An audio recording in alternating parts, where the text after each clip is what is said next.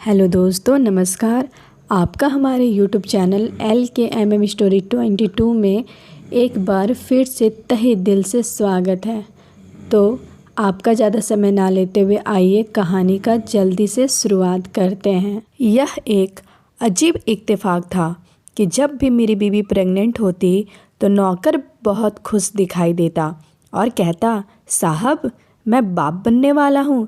हालांकि वह केवल 20 साल का था और जब भी मेरी बीवी की डिलीवरी का वक्त होता तो वह मुझसे छुट्टी मांगता था। कहता कि मुझे अपनी बीवी को अस्पताल लेकर जाना है। मैं बहुत हैरान हो जाता था कि उसने इतनी कम उम्र में शादी कब की। एक दिन मैं अपनी बीवी को मायके छोड़कर आया। आधी रात को मेरी आंख खुली तो पानी पीने के लिए जब मैं बाहर आया तभी मैंने नौकर के कमरे की लाइट जलती देखी तो मैं हैरान हो गया। जब मैंने अंदर कदम रखा तो मैं पत्थर का हो गया, क्योंकि वहाँ आज हमारी शादी को 3 साल पूरे होने के बाद मेरी बीवी ने मुझे मेरे जीवन की सबसे बड़ी खुशखबरी सुनाई थी। वह कहने लगी, आलोक मैं माँ बनने वाली हूँ। यह खबर सुनकर मुझे अपने कानों पर विश्वास नहीं हुआ था। मैंने कहा, राधा तुम क्या कह रही हो? उसने कहा, मैं सच कह रही हूँ, भगवान की कसम बहुत जल्द हमारे पास एक छोटा सा खिलौना आ जाएगा।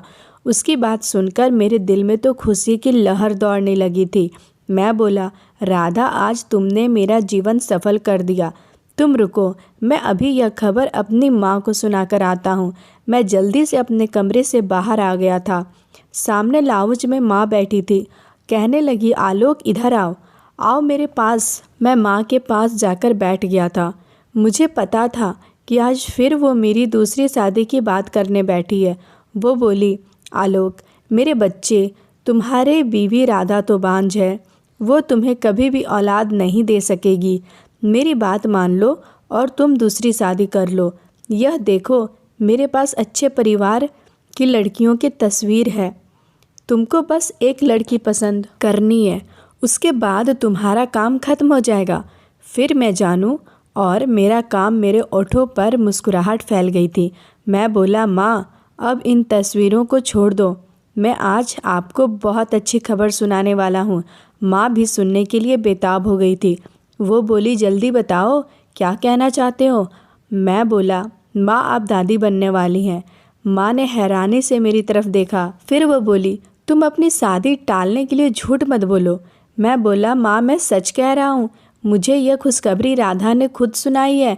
माँ ने दोनों हाथ जोड़कर भगवान का शुक्रिया अदा किया। माँ कहने लगी, हे भगवान का शुक्र है। मैंने सभी कर्मचारियों को मिठाई और कुछ पैसे बांटने के बारे में सोचा। जब मैं बाहर निकला तो मेरी माली रामू खड़ा हुआ मुस्कुरा रहा था। उसके चेहरे पर सच्ची खुशी नज़र आ रही थी। मैंने आगे बढ़कर कहा कि क्या बात है रामू, तुम तो बहुत खुश नज़र आ रहे हो। तो वो बोला, साहब जी मैं बाप बनने वाला हूँ। उसकी बात सुनने के बाद मैंने उसके चेहरे को बड़े ध्यान से देखा। मैंने कहा कि क्या कह रहे हो तुम? तुम्हारे चेहरे से तो ऐसा नहीं लगता कि तुम शादीशुदा हो, बल्कि मैं तो तुम्हें सच्चा बच्चा समझता हूँ। वो बोला, साहब जी हाँ मैं अभी बच्चा ही हूँ, लेकिन हमारे लोगों में जल्द शादी करने का रिवाज है। मैं हंसा और बोला, चलो यह भी बहुत अच्छी बात है। फिर मैंने मिठाई बांटी और कर्मचारियों में पैसे बांटे थे। मैं वापस राधा के पास आ गया था। वो मुस्कुरा रही थी। मैं बोला, राधा तुम्हें मालूम है क्या, हमारा माली रामू भी बाप बनने वाला है। राधा के चेहरे का रंग एकदम से उड़ गया था। मैं बोला, राधा तुम्हें क्या हुआ, तुम इतनी परेशान क्यों हो गई? वो एकदम से हड़बड़ा गई थी। वो बोली, अरे नहीं नहीं ऐसी कोई बात नहीं है। वो मैं सोच रही थी कि इतनी कम उम्र में वो बाप कैसे बन सकता है। मैं हंस दिया था और बोला, हाँ मैं भी कुछ ऐसा ही सोच रहा था। खैर मेरी तो एक ही प्रार्थना है कि भगवान हम सभी को बच्चे थे। इस दिन के बाद से मेरी ज़िंदगी बदल सी गई थी। शादी के पहले 2 साल राधा के साथ मैंने बहुत अच्छे से गुजारे थे, लेकिन तीसरा साल शुरू होते ही लोगों ने मुझे बच्चों के बारे में सवाल पूछ पूछ कर मेरी नाक में दम कर रखा था। मेरी माँ ने भी मुझे हुक्म सुना दिया था, आलोक तुम्हारी बीवी बांझ है, यह पूरी ज़िंदगी तुम्हें संतान नहीं दे पाएगी। अपना समय बर्बाद करने से बेहतर है कि तुम दूसरी शादी कर लो। माँ की बातें सुनकर जब मैं अपने कमरे में जाता तो राधा को रोते हुए पाता। वह बार बार मुझसे सवाल पूछती, क्या तुम अब मुझे छोड़ दोगे? क्या आप अपनी माँ की बात मान लेंगे? नहीं, मैं कसम खाकर उसे विश्वास दिलाता था, पर अब उसके मन में डर बैठ चुका था कि मैं उसे छोड़ दूंगा। उसे दिलासा देने के लिए मैंने यहाँ तक कह दिया था कि राधा, अगर तुम मुझे बच्चा ना दे सकी तब भी हम एक बच्चे को गोद ले लेंगे, लेकिन मैं तुम्हें कभी भी नहीं छोड़ूंगा। खैर, अब मेरी ज़िंदगी में सुकून आ गया था। माँ ने भी मेरी दूसरी शादी के बारे में सोचना छोड़ दिया था और राधा ने भी अब रोना धोना छोड़ दिया था। मैं जितना हो सके राधा का ख्याल रखता था। 3 साल बाद हमारे घर बच्चा होने वाला था, इसलिए मैं बहुत सावधानी बरत रहा था। राधा को बेड से भी उतरने नहीं देता था। खैर, समय बीतता गया और राधा का पेट बाहर दिखने लगा था। एक दिन मेरा माली रामू मेरे पास आया और बोला, साहब जी, आज मुझे छुट्टी चाहिए। मैंने बोला, क्यों, सब ठीक तो है? आजकल तुम बहुत परेशान लग रहे हो। उसने कहा, जी साहब, आज मेरी घरवाली की तबीयत ठीक नहीं है। मुझे उम्मीद है कि आज मेरी बीबी की डिलीवरी होने वाली है। यह सुनकर मैं बहुत खुश हुआ और अपनी जेब से अच्छी खासी रकम निकाल कर उसे थमा दी थी। मैंने कहा, यह पैसे रख लो और अपने बीबी को किसी अच्छे अस्पताल में ले जाना। उसने पैसे तो रख लिए, लेकिन उसने कहा, साहब, हम गरीब लोग अस्पताल के चक्कर नहीं लगाते। हमारे घर में एक दाई आती है और बच्चे को हमारे हाथों में थमाकर चली जाती है। उसने कहा, साहब जी, हो सकता है कि आपकी बीवी की भी तबीयत खराब हो रही हो। आप एक बार अपने कमरे में जाकर उन्हें देख तो लो। मैं उसकी मासूमियत पर मुस्कुरा दिया था, लेकिन उसके लहजे में कुछ ऐसा ज़रूर था जिसने मुझे चौंका दिया था। वो मेरी बीवी के लिए बहुत चिंतित लग रहा था। मैं सिर हिलाकर अपने कमरे में आ गया और राधा को दर्द से तड़पता देखकर हैरान रह गया था। उसने कहा, आलोक, मेरी तबीयत बहुत ख़राब हो रही है। मैं जल्दी से बोला, कब से दर्द हो रहा है? उसने कहा, 1 घंटा हो गया। आपके आने का इंतज़ार कर रही थी। मेरे माथे पर बाल पड़ गए थे। मैंने कहा, क्या मेरी गैर मौजूदगी में कमरे में कोई आया था? क्या रामू आया था या फिर कोई और? वो अपना दर्द भूल कर मेरी ओर देखने लगी। उसके चेहरे से चिंता साफ झलक रही थी। वो बोली, नहीं तो उस माली को मेरे कमरे में क्या काम? आप यह क्यों पूछ रहे हैं? मैंने अपना सिर हिला दिया। मैंने अपने आप को कोसा कि आलोक, तुम्हारी बीवी की तबीयत खराब है और तुम उससे किस तरह के सवाल पूछ रहे हो। मैं राधा के पास जाकर बैठ गया और उसका हाथ पकड़ा और बोला, मैं तुम्हें अस्पताल ले चलूं? उसने ना में सिर हिला दिया। वो कहने लगी, मैंने अपने डॉक्टर को कॉल किया। वो कह रही थी कि अगर तुम नॉर्मल डिलीवरी चाहती हो तो जब तक तबीयत ज़्यादा ख़राब ना हो जाए घर से मत निकलना। वो कह रही थी कि घर में डिलीवरी की कोशिश करेंगे। मैंने हाँ में सिर हिला दिया। मुझे इन सब मामलों की इतनी ज़्यादा समझ नहीं थी। यह औरतों के मामले औरत ही जाने। मैंने ऑफिस से छुट्टी ली थी और सारा वक्त अपने बेबी के साथ ही रहता था। उसका चेहरा बहुत सख्त था। उसे बार बार माथे पर पसीना आ रहा था। मैं बोला, क्या बात है, तबीयत ज़्यादा ख़राब हो रही है? वो कहने लगी, हाँ, मुझसे अब और दर्द नहीं सहा जा रहा है। मैंने जल्दी से गाड़ी निकाली और अपनी बीवी को बिठाकर अस्पताल ले गया था। करीब 3 घंटे के बाद नर्स सफ़ेद कपड़े में लिपटी छोटी सी लड़की को मेरे पास लेकर आई। जब मैंने पहली बार अपनी बच्ची को गोद में लिया था तो मेरी आंखों से आंसू गिरने लगे। ये वक्त कितना अजीब था। मेरी आंखों से लगातार खुशी के आंसू झलक रहे थे। खैर, मैंने अपनी बेटी का नाम सीना रखा था और जब मुझे राधा से मिलने की इजाज़त मिली तो मैं उसके पास गया था। वह बहुत उदास होकर लेटी हुई थी। मैंने कहा, राधा, आज का दिन तो खुशियों मनाने वाला है, फिर तुम इतनी उदास क्यों हो? वो बोली, आलोक, मैं आपसे शर्मिंदा हूँ। उसकी बातों ने तो मुझे चौंका दिया था। मैंने कहा, क्यों, ऐसा क्या हुआ है कि तुम मुझे शर्मिंदा हो? राधा ने अपने आंसू पोंछे और बोली, मैंने आपको 3 साल बाद औलाद दी और वो भी एक बेटी। मैं वास्तव में यश चाहती थी कि हमारा बेटा पैदा हो। राधा, तुम्हारा दिमाग तो ठीक है ना? मुझे बेटे या बेटी से कोई फ़र्क नहीं पड़ता। यही काफ़ी है। मेरे बच्चे ने तुम्हारी कोख से जन्म लिया। मेरे लाख समझाने के बावजूद भी उसका दिल नहीं माना था। उसने कहा, आपकी माँ आपको फिर से शादी करने के लिए मजबूर करेगी। मैंने कहा, नहीं राधा, अब बिल्कुल ऐसा नहीं होगा। तुम बिल्कुल भी चिंता मत करो। राधा की डिलीवरी नॉर्मल थी, इसलिए शाम तक उसे अस्पताल से छुट्टी मिल गई थी। मैं घर वापस आया तो मेरी माँ भी बहुत खुश थी। उन्होंने अपनी पोती का माथा चूम लिया था और उसे गोदी में लेकर प्यार कर रही थी। हमने हर जगह मिठाई बांटी। छोटी बच्ची के साथ पहली रात बहुत मुश्किल रही थी। रात भर बच्ची जागती रही। खैर, अगली सुबह मैंने खिड़की से देखा तो रामू बाहर खड़ा था। मैंने सोचा कि उसके पास जाकर मालूम करता हूँ कि उसकी बीवी और बच्चा कैसा है। मैं उसके पास जाकर बोला, क्या हाल है यार? कल सब ठीक ठाक से हो गया। उसने अपना सिर हिलाया और बोला, मेरी बीवी ने एक बेटे को जन्म दिया है। मैंने उसे बहुत बहुत बधाई दी। खैर, सीना के आने के बाद मेरी ज़िंदगी बहुत बदल गई थी। मैं अब ऑफिस से जल्द आ जाया करता था और शाम को उसे बाहर लॉन में लेकर बैठ जाया करता था। वह फूलों को देखकर बहुत खुश हुआ करती थी। उसकी छोटी छोटी किलकारियाँ मेरे दिल को बहुत आनंदित कर देती थी। जब उसे भूख लगती तो मैं उसे कमरे में ले आया और राधा के पास लेटा दिया। राधा बिस्तर पर लेटी हुई थी, इसलिए मैं खुद ही उसका फीडर तैयार करने लगा था। मैंने कहा, राधा, हमारी सीना बगीचे में इतनी खुश होती है जैसे किसी माली की बच्ची हो। मैंने बहुत सामान्य रूप से बोला था, लेकिन जैसे ही फीडर लेकर पीछे मुड़ा तो राधा के माथे पर मुझे बाल नज़र आए। वो बोली, आपकी इस बात का क्या मतलब है? क्या आपको लगता है कि आपकी बीवी बदकिरदार है? मैंने तुरंत अपने दोनों कानों को पकड़ा और भगवान से माफ़ी मांगी। मैं तो ऐसी बात सोच भी नहीं सकता। वह चुपचाप लेट गई थी। मैं इस बात से बहुत परेशान हो गया था। मेरी बीवी ने ऐसा कैसे सोच लिया था कि मैं उस पर शक कर रहा हूँ? खैर, तब मुझे ऑफिस से कॉल आ गई थी। मुझे बताया गया कि कोई फ़ौरन अपनी कंपनी को विज़िट करने आई है, इसलिए मुझे इसी वक्त ऑफिस जाना पड़ रहा था। मैं राधा को बताकर निकला था, मैं ऑफिस जा रहा हूँ। उसने मुझसे कुछ नहीं कहा था, सिर्फ हाँ में सिर हिला दिया। मुझे पता था कि वह मुझसे नाराज़ थी, इसलिए मैंने भी सोचा कि घर से बाहर जाना ही अच्छा है।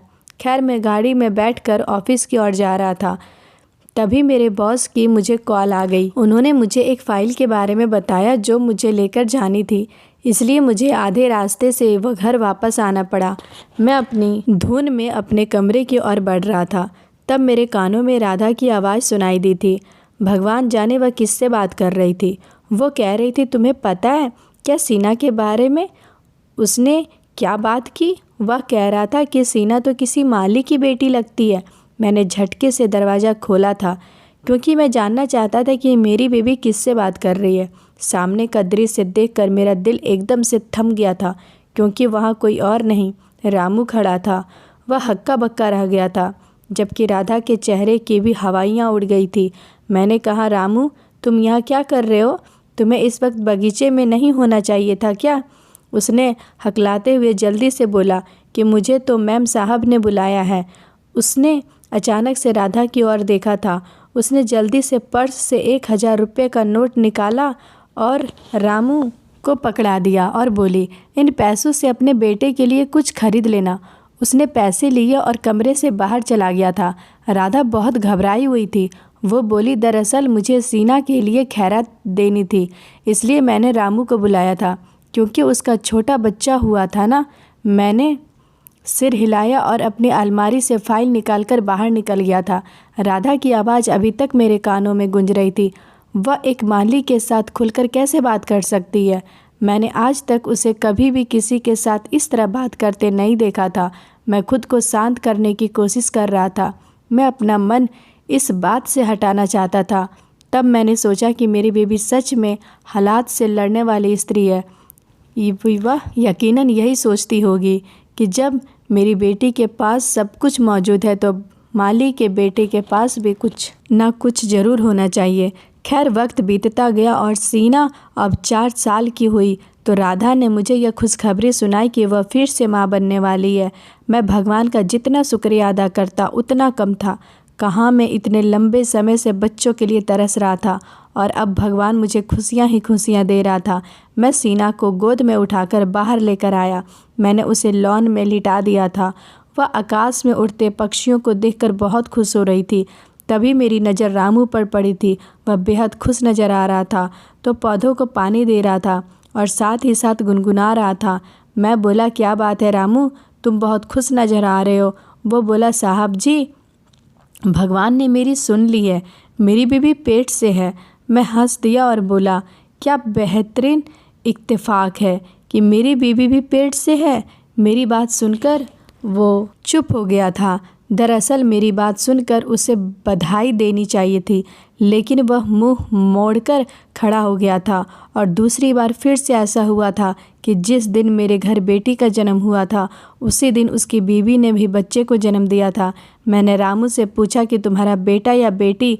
उसने मुस्कुराते हुए बताया कि मेरे एक दूसरा बेटा पैदा हुआ है।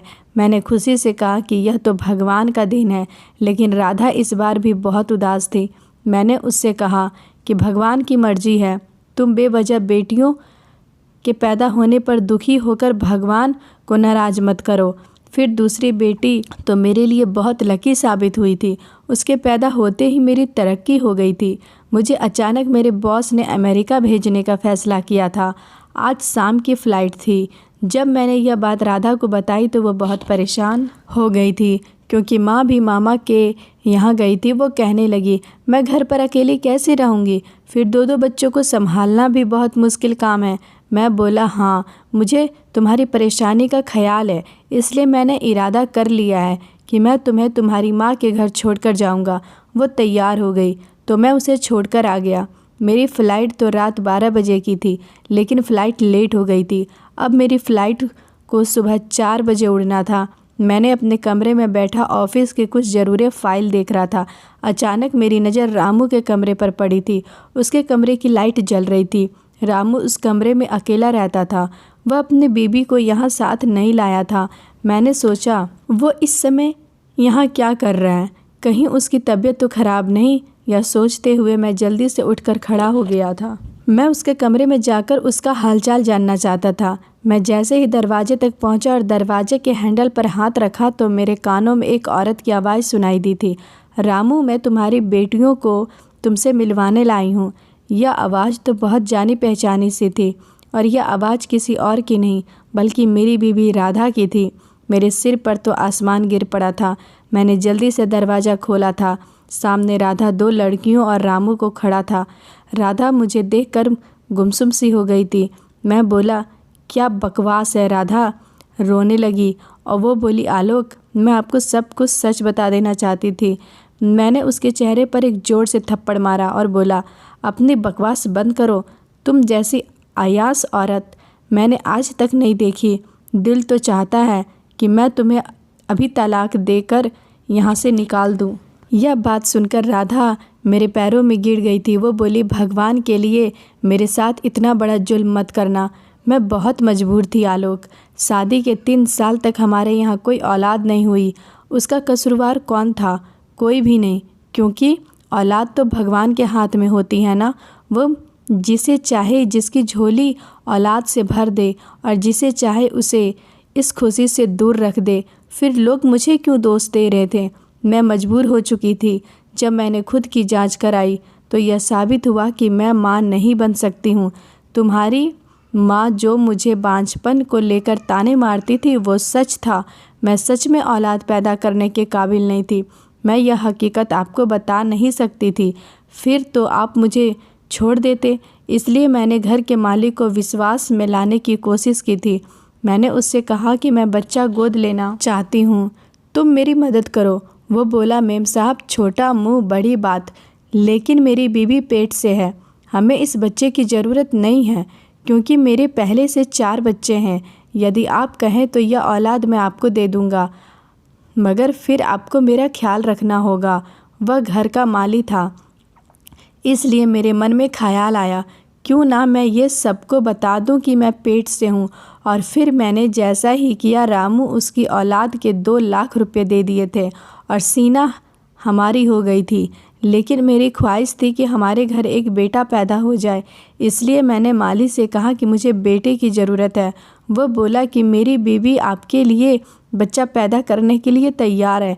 मैं बहुत खुश हो गई थी और जिस दिन वह पेट से हुई मैंने आपसे कह दिया कि मैं फिर से पेट से हूँ।